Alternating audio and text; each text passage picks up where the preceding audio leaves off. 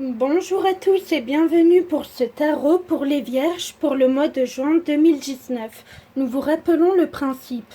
Nous composons ce tirage du tarot marseillais ainsi que du tarot psychique pour avoir une vision plus globale de votre mois et une double intuition.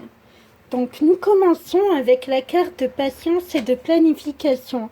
Cette carte signifie que vous êtes à un cycle de renaissance dans votre cheminement qui est composé de plusieurs cycles de mort et de renaissance à soi-même. Et dans cette période de votre cheminement, on vous dit que pour relever tous vos obstacles qui vous ont suivi antérieurement, pour vous en débarrasser, il est important que vous fassiez le point dans plusieurs domaines de votre vie, que vous planifiez tout pour avoir des bases solides dans cette nouvelle, dans cette nouvelle vie qui s'offre à vous, pour créer de nouvelles opportunités sans être bloqué par tout ce qui vous suit et qui vous freine dans votre progression. On vous conseille de vous mettre à jour dans tous les aspects de votre vie. Donc vous prenez une feuille et vous mettez tous vos blocages, toutes vos réussites et vous faites le tri au niveau relationnel, au niveau financier, le travail, tous les domaines de votre vie. Cette carte est associée à l'arcane sans nom. Alors, avec la patience et la planification, vous sortez d'un long effort. Vous avez coupé des têtes, donc coupé des liens, ou coupé tout ce qui vous reliait à votre ancienne vie. Et en fait, on nous dit que vous planifiez en quelque sorte une nouvelle vie. Vous vous offrez un nouveau travail, une nouvelle perspective pour votre avenir. Il y a déjà un grand travail qui a été fait et vous continuez sur cette lancée. Oui, c'est ça, c'est vraiment le cycle de renouveau pour vous. Donc vous commencez le mois avec une transformation, un renouveau. Ouais. Vous entamez une nouvelle étape dans votre cheminement.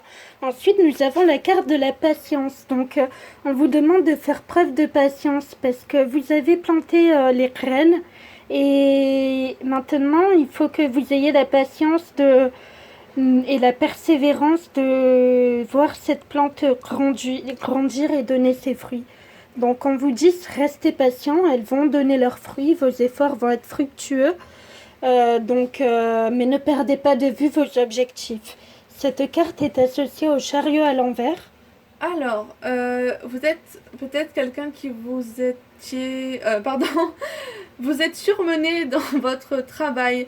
Le chariot, c'est vraiment quelqu'un qui prend les rênes de sa vie et qui avance avec beaucoup d'obstacles. Alors, tenez bon, vous allez parvenir à votre objectif. On nous dit vraiment Voilà, que n'oubliez pas, les fruits de vos efforts seront là. vous Euh, surmenez un petit peu. Hein. Le chariot à l'envers, c'est cette idée de on avance, on fait tout, on rame, mais on est bloqué. voilà, donc soyez patient. Vous n'êtes pas bloqué en réalité. C'est une image, oui, c'est une métaphore et vous pouvez vous en sortir à bout de bras. Exactement. Ensuite, nous avons la carte de chagrin et peine au niveau mental. Donc, sans doute, vous aurez une séparation avec un ami ou quelqu'un que vous appréciez, ou bien il y aura une trahison de sa part à votre égard.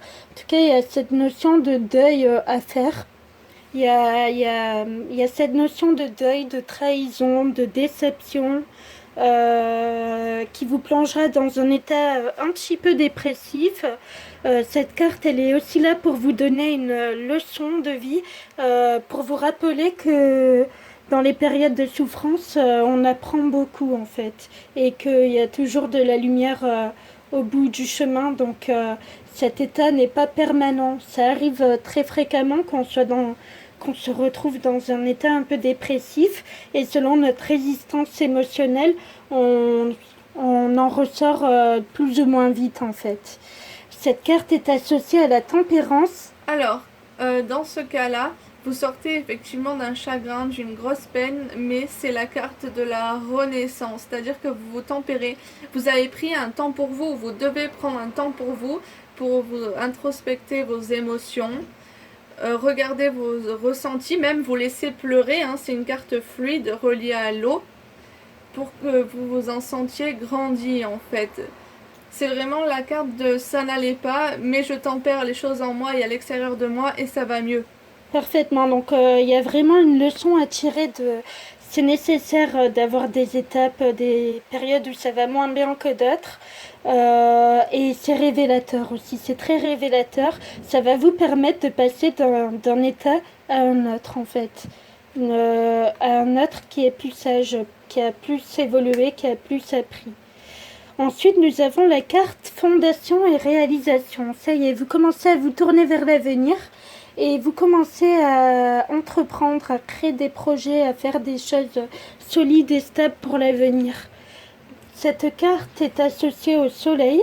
Alors, vous aviez eu un projet et vous avez commencé à le bâtir, que ce soit une maison ou quelque chose dans un thème professionnel. C'est la carte qui nous couronne de succès. Par exemple, ça peut même être familial, hein, on voit des enfants.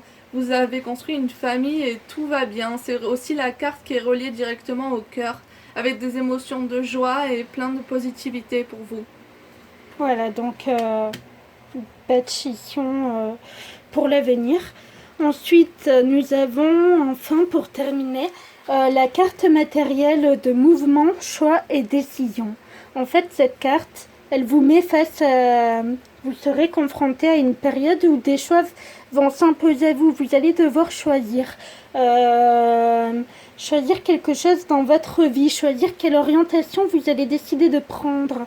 Est-ce que vous allez vous tourner vers la liberté, vers l'argent, l'aspect matériel, ou vers le ressourcement, l'environnement, la nature. Enfin, il va y avoir plusieurs portes, plusieurs opportunités qui vous seront offertes. Et vous allez devoir choisir, que ce soit consciemment ou non.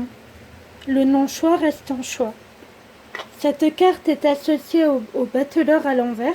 Vous avez du mal à faire un choix parce qu'il vous manque des outils en fait. Il va falloir retravailler sur votre potentiel. Et c'est aussi le battleur à l'envers, ça peut être aussi attention à ne pas vous laisser manipuler. Vous pouvez être orienté dans un choix qui n'est pas fait pour vous.